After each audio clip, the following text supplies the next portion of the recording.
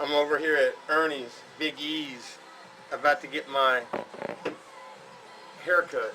And I'm not going to be wearing my Notre Dame jacket, but trust and believe that everybody's going to remember this video probably forever, for a long time, because of how much started with the truth. Ernie, now you know me for a little bit, right? Yep. Okay, now would it surprise you to know that my entire life I thought of myself as black?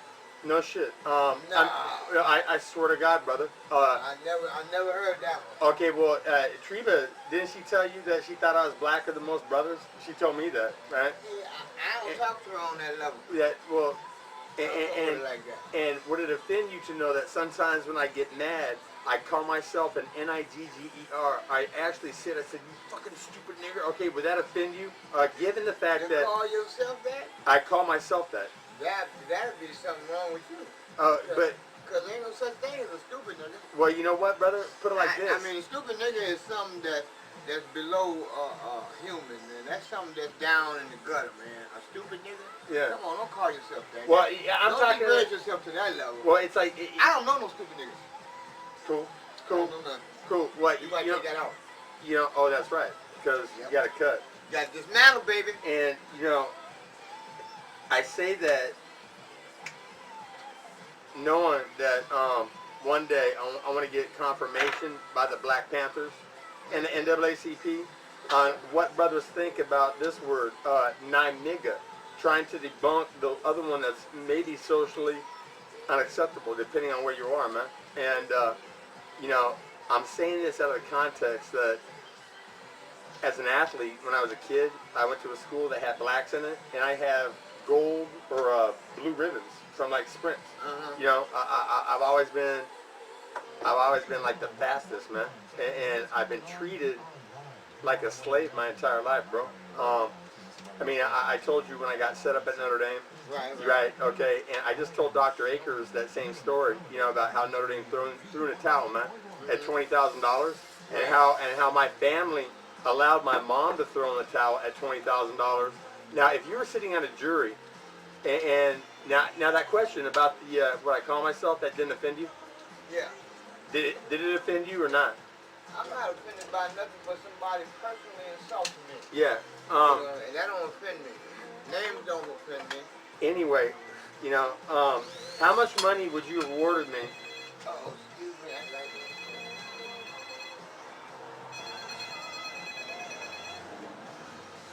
Hey, cousin. What? This would usually knock me on my ass. But what I'm going to do is... Let me call you right back. I got somebody in my barber chair. Line of stevia. You know, maybe pop it. Maybe just put it, you know, underneath my tongue. But, all right. So, what was I talking about? I was talking about, you know, how much money you would award me if you were sitting on a jury and Notre Dame kicked me out for an attempted rape that I could easily prove, bro, that I didn't do, okay? I mean, I had the priest of the hall lined up, whether he wanted to testify for me or not. His testimony proved that I was innocent. And every freshman on the floor, okay, that was this girl's friend, was lined up to testify for me as well, okay, because they knew that she was lying. You know, I mean, put it like this. Her story, she's coming out, she's fucked up, right, mentally. Okay, there's something wrong. And her friends that invited her to meet me, they're down with that. They pick up on that. What actually happened was the door was locked. The priest tried it. Dan, you in there? And we fucking froze. My hand was on her pussy, right? And the freshman of the hall actually helped us escape, bro. Okay, they okay, he's around the hall. Go. And we walked down to the bus. And so all the freshmen are lined up to testify for me. And Notre Dame's attorneys contact Chess Wallach, my attorney, and they tell him, you know what, this is within $20,000, Smith. We advise Notre Dame to settle. Now, how much money would you award me if that came in front of you? And I got the priest testimony. The same group of girls had lied the year before. Now, you know fighting and punching, okay? If I actually hit a woman like I do men, you know, would she fly through the air, or could she fly through the air 17 feet? Basically, be propelled down the hallway 17 feet and slam into a wall. 17 feet. Wow. Couldn't happen, could it? Not naturally, no. Okay, okay, you know, it's a bunch of girls getting together and lying, right? Yeah. And it's not like my family couldn't have fucking ponied up an attorney, you know, to defend me for getting suspended for that for 2 semesters. And the same group of girls accused me of an attempted rape that never happened. I can easily prove it. How much money are you awarding me if you're sitting on a jury and it comes before you? We're talking millions, aren't we? You up in the numbers.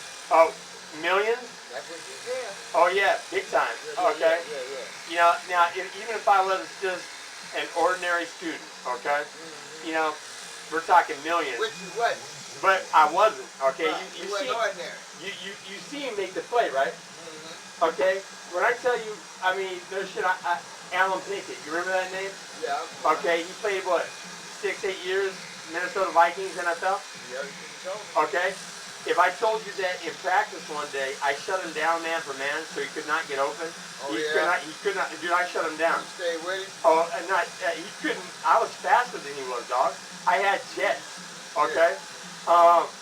You know, maybe not quite as quick as him, but faster. You know the difference?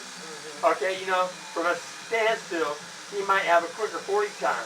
Okay. But like I had explosive speed. You know, like I ran with him everywhere over. He couldn't get by me. Right. Now, how much money is that worth in the NFL? That's worth some meal. Millions. Meal ticket. Oh, meal tickets. You know what? And my family treated me like I was a redheaded stepchild, like I was an NIGGER, bro. You know I don't what I'm know what them are. I tell you, they low lights. I don't know. But what I'm saying is, okay, that's how you feel it. This is for ignorant Americans, right? Yeah, you know, and people watching. Right. And also the ones that are intelligent too.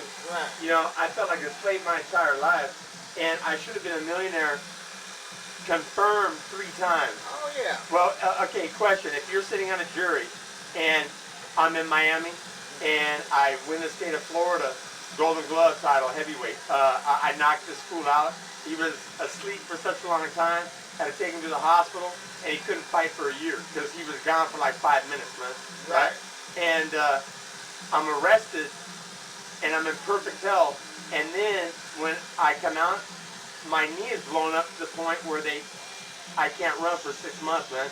The doctor for the I can't run for 6 months. They twisted my knee. They popped. The doctor for the Miami Heat said that the twist they gave to my foot tore every ligament, sprained it in my knee. I look like the Elephant Man, okay?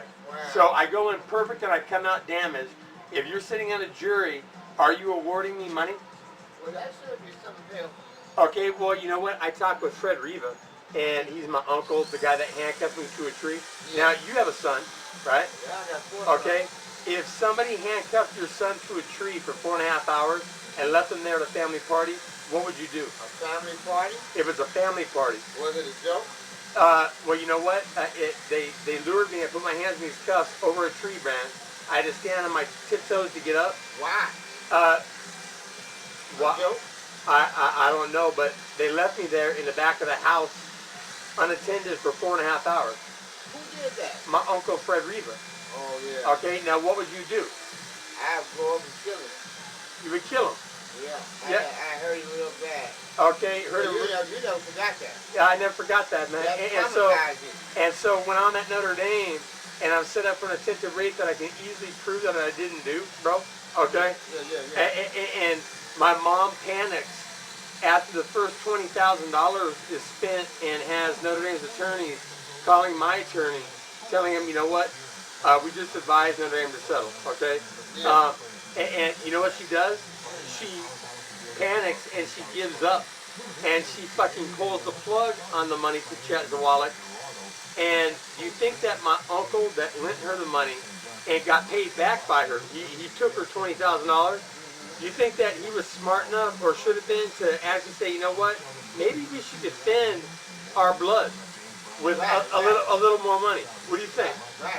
What do you think? That was the money for the family. The money's for the family, and if he's a fucking millionaire and can easily afford it, Don't you think it's negligent on his part for allowing her to pull the plug? You talking about the lawyer? My mom.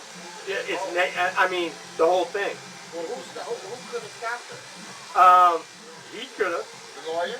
Well, no, the lawyer said to me on the phone, he said, dude, what the fuck is your family doing? Pull the plug now. He goes, Notre Dame just settled. Right. Mistake we made is Chet Zawalek, my attorney, was a Notre Dame grad, lived in Notre Dame, probably has ties with the school.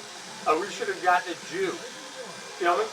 Right. Okay? You know, that probably would have taken it on consignment, but what I'm asking you is the fact that I was abandoned by a family that has millions in it. That's that money. Is that bizarre? Is that like... I don't understand why they're abandoned. Okay, you know, now, we have Miami and we have Notre Dame as million-dollar opportunities. And then you've heard of Bobby Chacon, right? Yeah. Okay, everybody in boxing has, right? Yeah. Okay, world fucking famous. Bobby, if it's not for me, Bobby, me, and Julian are in prison, man. Okay? No, I'll tell you what, this little Pulp Fiction type tax situation, we were actually going to tax a guy for $850,000 because he owed it and was trying to skate out, right? And it blew up, and somebody ran outside and started screaming, call the cops, right? And you know what I did, man?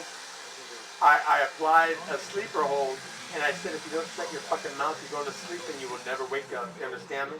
And I got a nod and silence. We walked back into the house. They sat down, we left, and it was done, right? Over with. So, over with. Just like that. And Tom Leahy, my uncle's business partner, all right, my uncle's invested like $1.5 million in his company because Tom